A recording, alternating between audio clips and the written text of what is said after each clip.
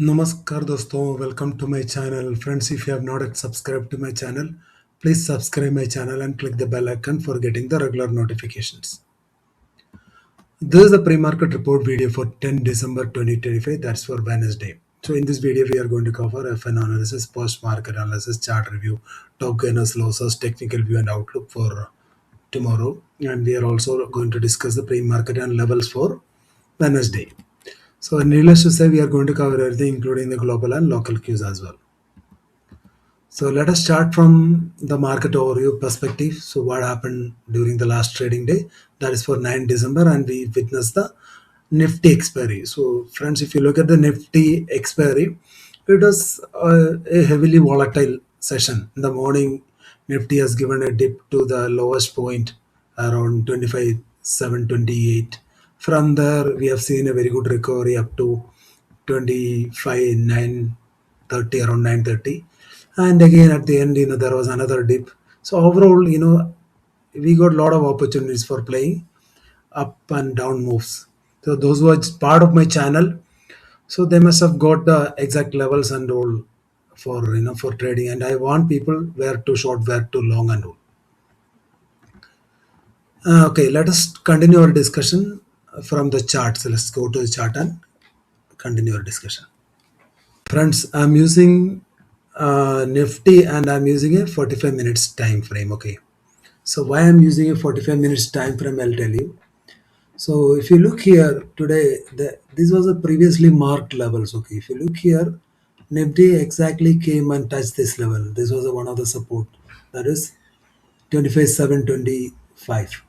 So if you look at the low point today, it is 25,728. From there, it has given a very good bounce. And if this level is broken, then the next support is 25,650. Thereafter, it is a down move 25,451. So just for your knowledge only, I thought I'll keep this one. Let me take the 5-minute charts. So these are 5-minute charts. So friends, make a trend line in this and join these two lines and make a trend line in this way. So till the time Nifty is holding below this trend line, let me make it little more straight. Yeah, till the time Nifty is holding above this trend line, you consider it as a bullish sign, and the moment it breaks below this trend line, you consider it for shorting. This is the simplest level. I thought I'll share it with you. And for tomorrow, so where to consider longs? For longs, you need to consider up to 870. Okay, if it is crossing above 25,870, then you can consider a long. You can get target up to 25,930, even 26,000. For shorts, so mark 800, 25,800. So we go for short below this particular level. Okay, let me put the EMS as well. So exactly, see, you can see here 20 MA is here only, the levels. Okay, so the moment it crosses above even 25,850, also you can consider scalping long, but the moving averages are very close, so it is always better to trade after it is crossing the 50 MA. Let's also go to the Bank Nifty. Bank Nifty today, bank Nifty ने संभाला पूरा market को, bank Nifty ने संभाला अकेला, और IT का support नहीं था. अगर आईटी का सपोर्ट रहता तो आज 26,000 मार्केट एक बार टच कर देता, लेकिन क्या है, पूरा सेलिंग प्रेशर था. एफआई और प्रोस ने मिलके पूरा शॉर्ट सेलिंग कर दिया, मार्केट को ऊपर जाने नहीं दिया, और लोगों ने स्ट्रैडल सेल कर दिया 25,800 और 25,850 रेंज में मार्केट को इन लोगों ने रख दिया. तो स्ट्रैडल उन लोगों में चक्कर रहा था 800 और 900 का. जब स्ट्रैडल इन लोगों ने सेल कर दिया, मार्केट इसी के बीच में ही रहा, तो पूरा प्रीमियम डी के इन लोगों ने वो लोग खा गया. तो कल के लिए बैंक निफ्टी में क्या लेवल मार्क करना है आपको? अगर लॉन्ग जाना है 59,350 के ऊपर ही लॉन्ग जाना है. शॉर्ट के लिए 200 के नीचे आप शॉर्ट कर सकते हैं.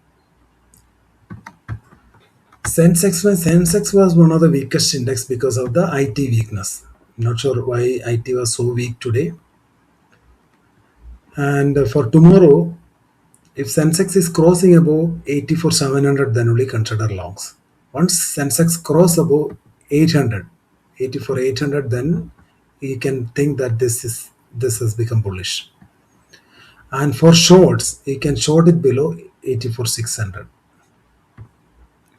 Mid cap Nifty. So you can see here. So this is making exactly a V-shaped recovery kind of scenario. Actually, I was telling that mid cap Nifty was going for a waterfall model of fall. So it has taken support from 13,500.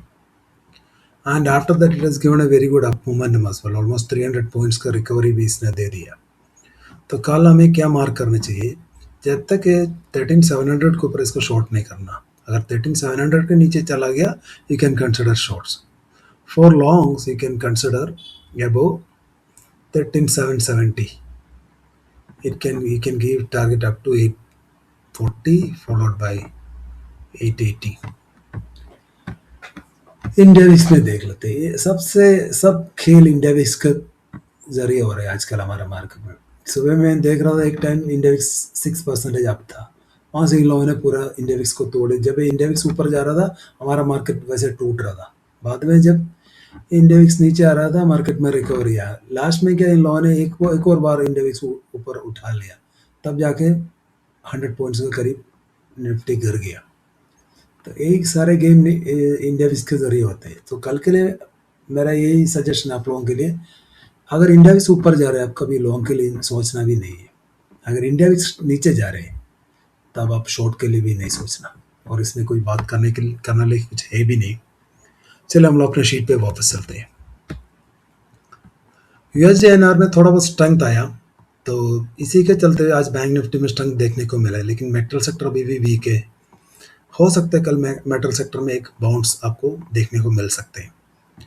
Crude में हम लोग देखेगा था, crude थोड़ा सा गिरावट है. Cell on rise का जरिए आप इसको देख लेना. जब तक 5400 के नीचे है, आप इसको सेल ऑन राइज का मामला जरिए में देख लेना. अगर एक बार लेवल क्रॉस हो गया, तो आप लॉन्ग के लिए तो सोचना. मेरे हिसाब से अभी क्रूड में लॉन्ग खेलना ही नहीं है. गोल्ड में क्या बहुत उठक पटक चल रही है.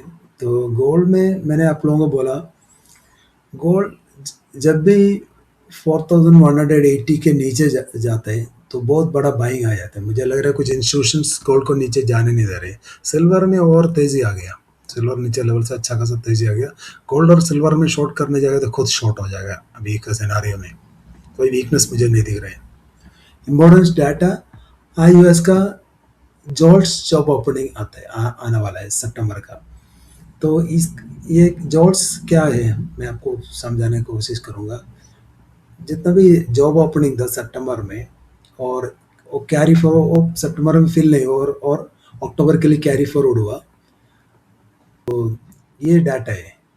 अभी एक्सपेक्टेशन है 7.2 है. और क्रूड इन्वेंट्री का डाटा भी कल आएगा. तो जो भी क्रूड में ट्रेड करते हैं, कल ये डाटा को देख लेना. और कल रात को, थर्सडे लिखा है, लेकिन कल रात को एफओएमसी मीट है और फेड इंटरेस्ट रेट डिसीजन है. तो थर्सडे को हमें अच्छा खासा एक मोमेंटम मार्केट को देखने को मिल सकती है इसके जरिए. फ्राइडे में हमारा सीपीआई डाटा है. ये था इम्पोर्टेंट डाटा. दोस्तों, मैं अभी तक इंतज़ार कर रहा था एफएनओ डाटा के, लेकिन एनएससी ने अभी तक एफएनओ डाटा पब्लिश नहीं किया. तो मैं क्या कर सकता हूँ, रात को जब एफएनओ डाटा आऊँगा तो मैं डाटा शीट बना के टेलीग्राम चैनल पे अपलोड कर दूँगा. आपके लिए मैं यही बताता हूँ, जो कैश मार्केट डाटा है, डीएनए 6,225 करोड़ का बाइंग किया, एफए 3,760 करोड़ का सेलिंग है. बाकी जितना भी सेलिंग है, ये प्रोस के जरिए हुआ. चलिए, for tomorrow look at this high volume stocks, and any dips in these stocks, especially Titan and all, any dips can be considered as a buying opportunity.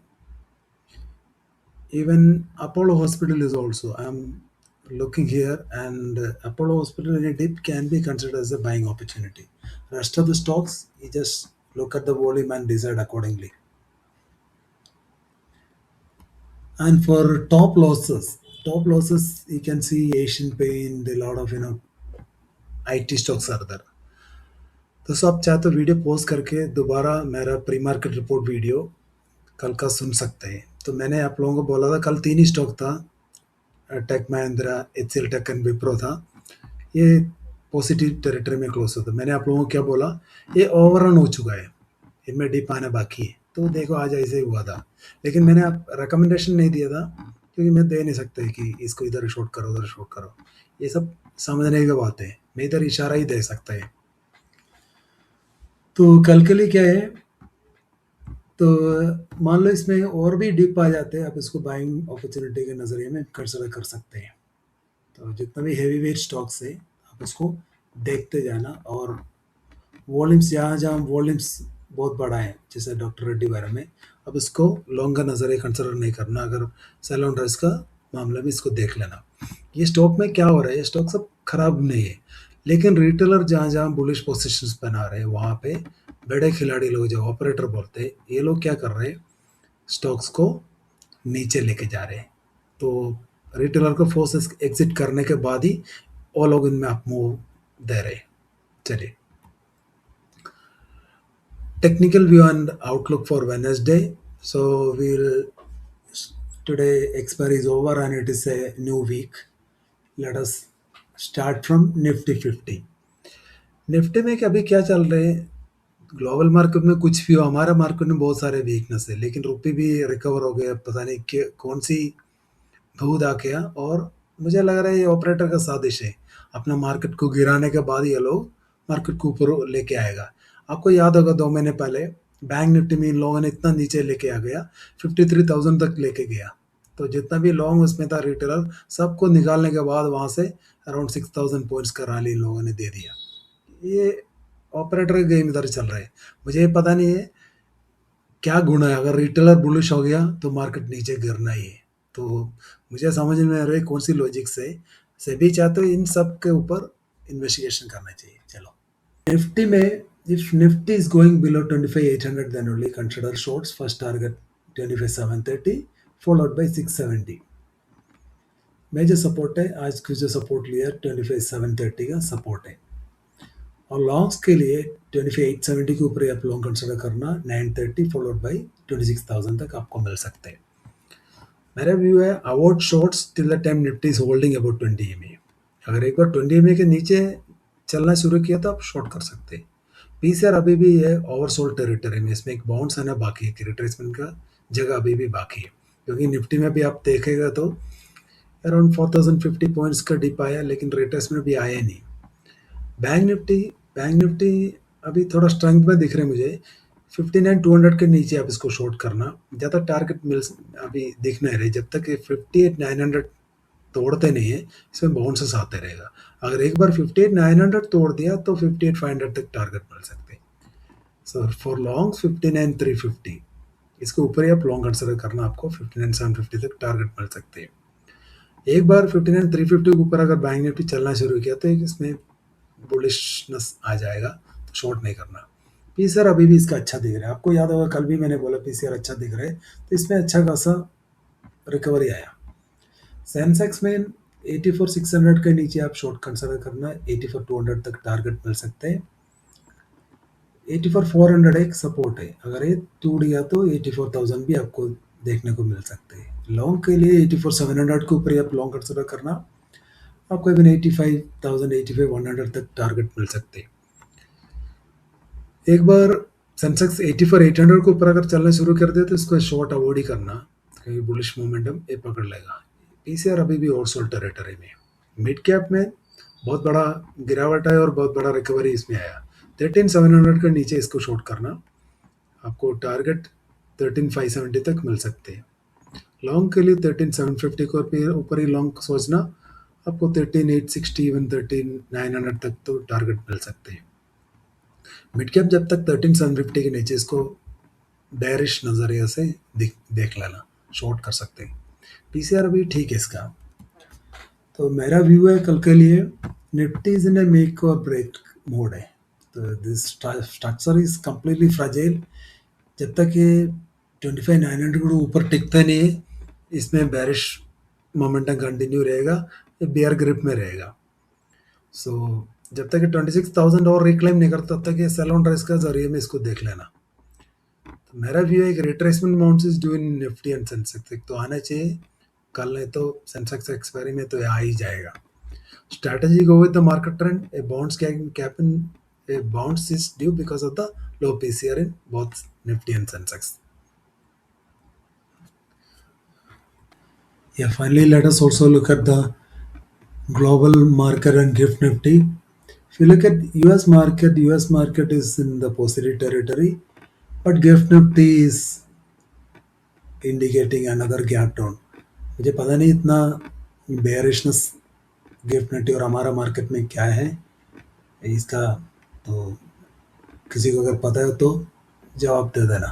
सब कुछ अच्छा मुझे दिख रहा है क्योंकि रुपये में थोड़ा स्ट्रेंथ आ गया और ग्लोबली इतना नेगेटिविटी नहीं है, लेकिन हमारा मार्केट पूरा नेगेटिव होते जा रहा है। मुझे लग रहा है रिटेलर बुलिश पोजिशंस लेके गया होगा, इसी के चलते हुए ये बेरिश मोमेंटम दिखा रहे हैं। That's all in this video, guys. If you like this video, please subscribe to my channel and like this video. Thank you.